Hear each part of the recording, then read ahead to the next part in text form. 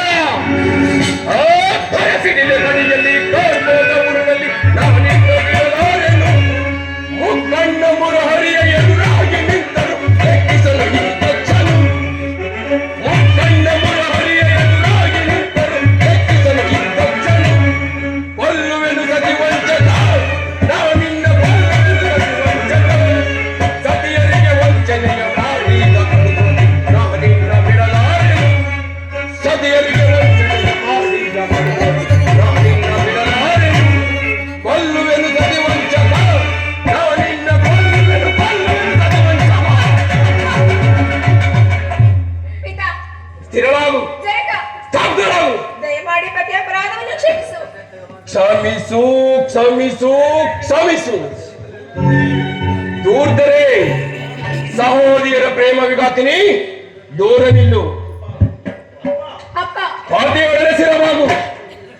ಅಪ್ಪಾಜಿ, ಪತಿಯ ಪ್ರೇಮಿಯಾಗಲಿ ಬಂದಿಯಾಗಲಿ ಸತಿಗೆ ಪತಿಯೇ ಕರೆದು ಅಪ್ಪಾಜಿ. ಅಯ್ಯೋ, ಎಲ್ಲವೂ ನನ್ನ ಭಾಗ್ಯಕ್ಕೆ ವಿರೋಧವಾಯಿತೆ. ಶಾಂತನಾಗು ದಕ್ಷದೇವ, ನಿನ್ನ ಮುದ್ದು ಮಕ್ಕಳ ಮುಖವನ್ನಾದರೂ ನೋಡಿ ಇದೊಂದು ಬಾರಿ ಕ್ಷಮಿಸು. ನಿನ್ನ ಸುತೆಯರಿಗೆ ಪತಿದಾನ ಮಾಡು. ಪತಿದಾನ? ಯಾರಿಂದ ಯಾರಿಗೆ ಪತಿದಾನ? ಇವಳಿಂದ ಮಾಡಿಸಲೇ ಅಥವಾ ಇವಳಿಂದ ಮಾಡಿಸಲೇ? ಚಂದ್ರಮ, ವಜ್ರಶಿಲೆಯಂತೆ ಬೇಯಿಸಲು ಅಸಾಧ್ಯವಾದ ಈ ದಕ್ಷ ಬ್ರಹ್ಮನ ಗೌರವದ ಪ್ರತಿಜ್ಞೆಯನ್ನು ಮೀರಿದ ದ್ರೋಹಿ, ಷೋಡಶ ಕಲಾವಿದನೆಂದು ನಿನ್ನ ಹೆಸರಾಂತ ಸೌಂದರ್ಯ ಶರೀರವು ಕೇವಲ ಈ ರೋಹಿಣಿಯಲ್ಲಿ ಮೀಸಲಾಯಿತು. ಪ್ರೇಮವೇ ಪರದೈವ ಎಂದು ನಂಬಿರುವ ನಿನ್ನ ಸೌಂದರ್ಯ ಶರೀರ, ಆ ನಿನ್ನ ಸೌಂದರ್ಯ ಶರೀರ ಅಪ್ಪಾಜಿ!